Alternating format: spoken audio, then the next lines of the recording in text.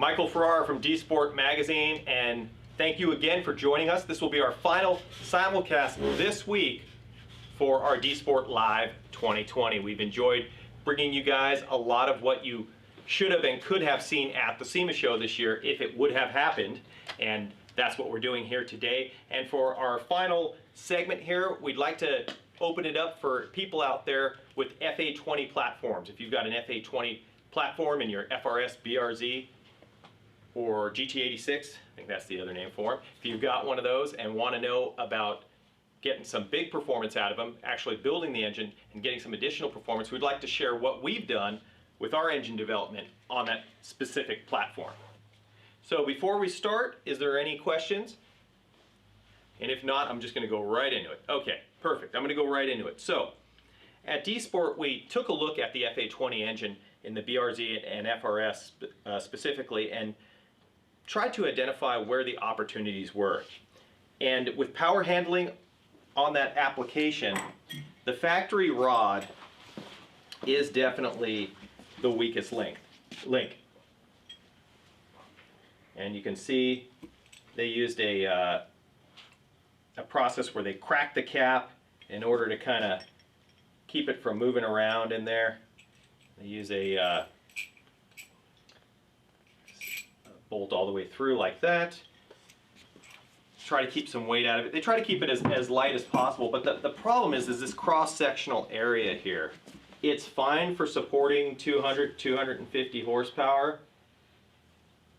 but when you start going forced induction and really pushing it and you want to make 300 horsepower, 350 and beyond, you need more cross-sectional area. Now for the solution for that, there's a number of aftermarket rods out there. There's off-the-shelf Manley Turbo Toughs and a bunch of other things. I believe Powder makes some. There's a number of companies that make a good rod that you can put in there and get the power handling up. But we wanted to do a bit more. We figured if you were going to be inside that engine, what other opportunities were there? And that's where we came up with the stroker crankshaft. So this stroker crankshaft you see here, this is the one we use in all of our 2.1 liter and 2.25 liter assemblies. Instead of being an 86 millimeter stroke, this has been changed to a 90 millimeter stroke. And as you can see, this one has undergone the WPC surface treatment.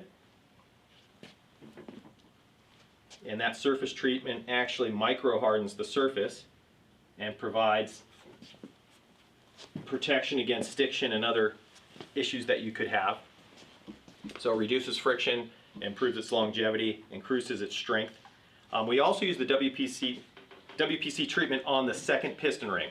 That's a ductile ring from the factory, and that also gets that same treatment.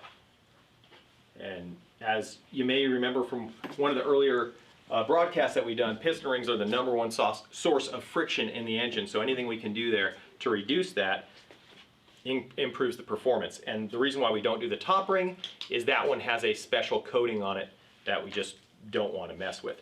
WPC is actually also used on the piston pins. And you can see size-wise, it's not too much different than the factory, with the exception of being a much superior material.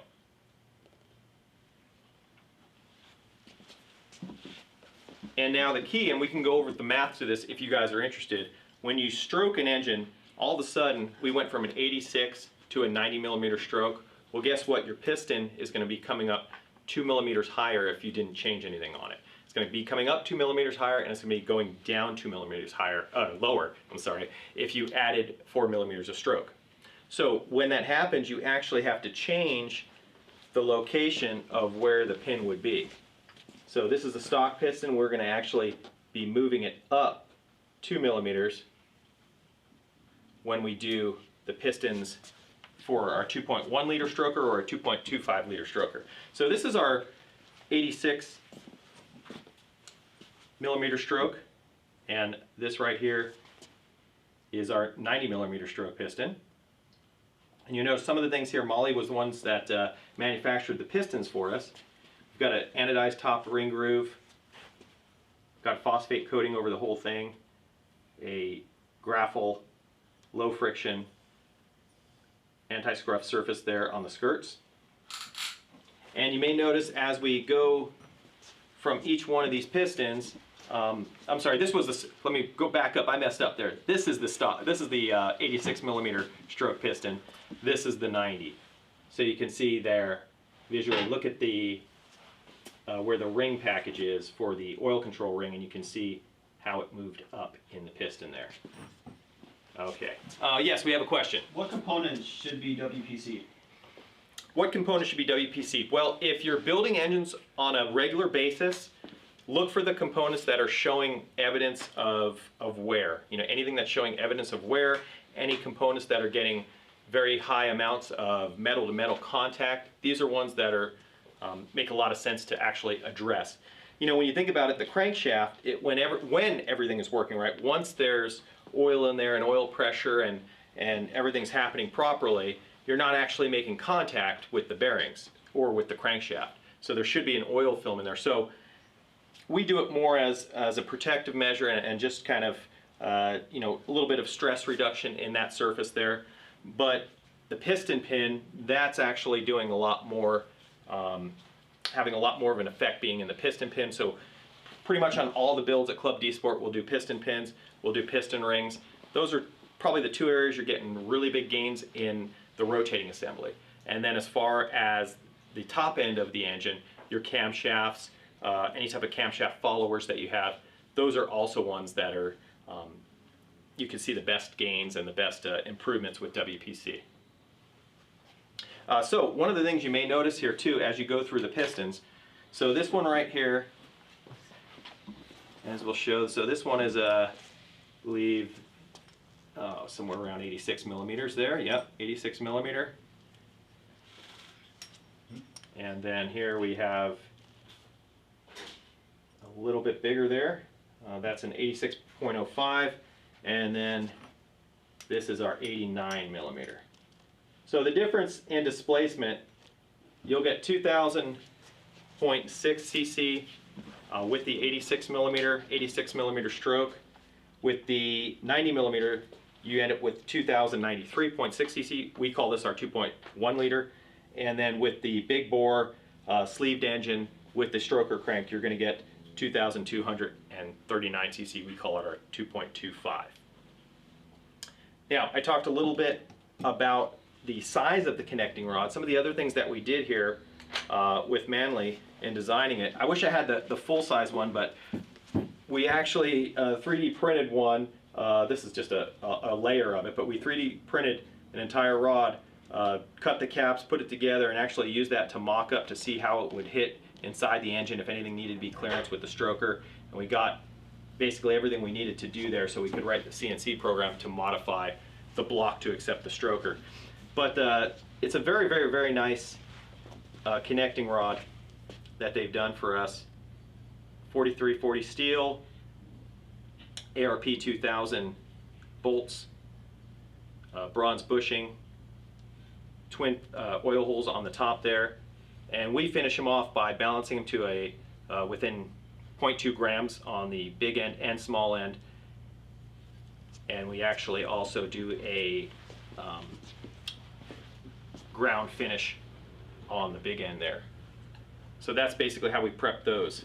That's how the pistons go together, and all of these come complete together in a short block that we offer if you are interested. Now, we've done a few builds with these before.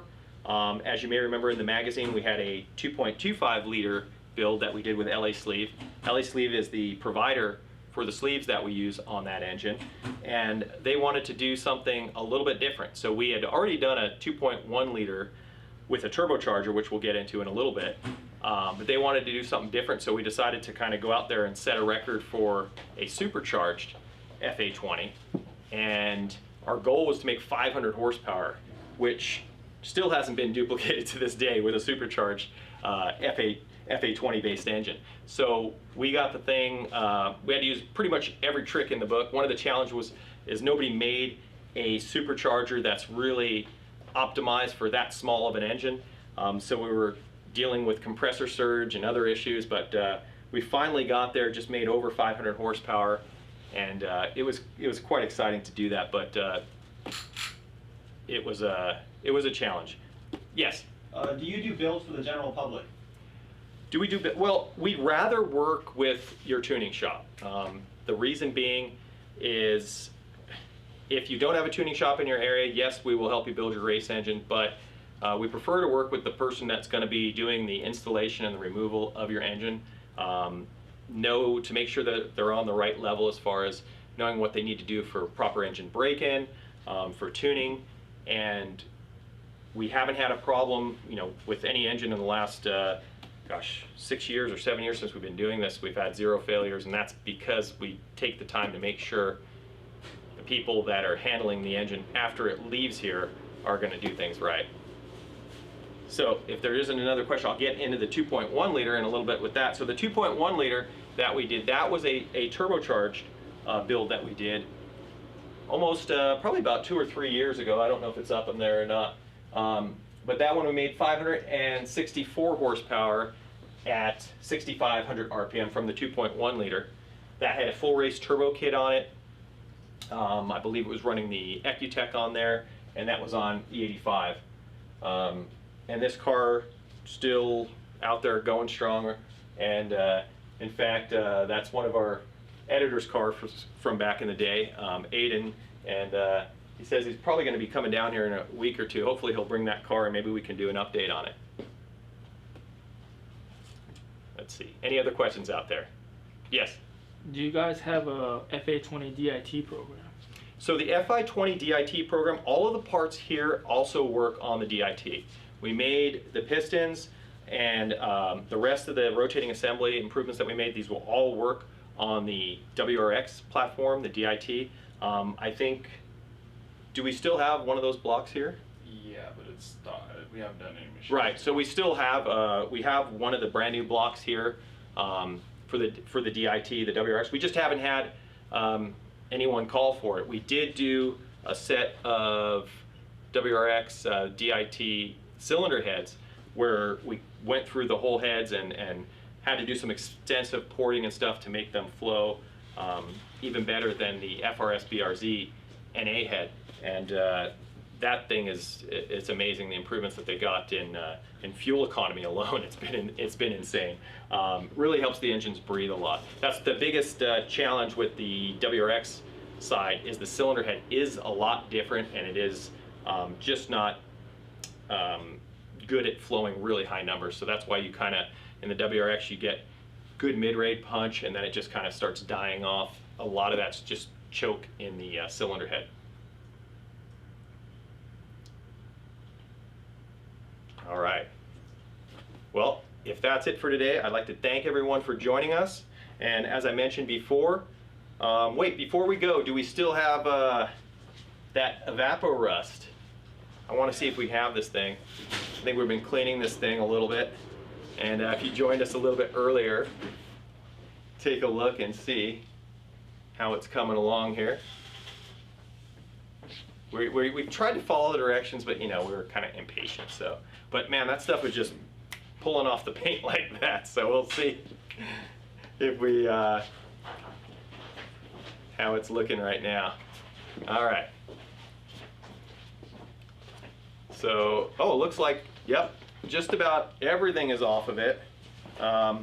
Still have the some additional remnants of the original paint on there, just in this side. As you remember, we did the first half over here first, and then when we went off camera, we put it on the whole thing again.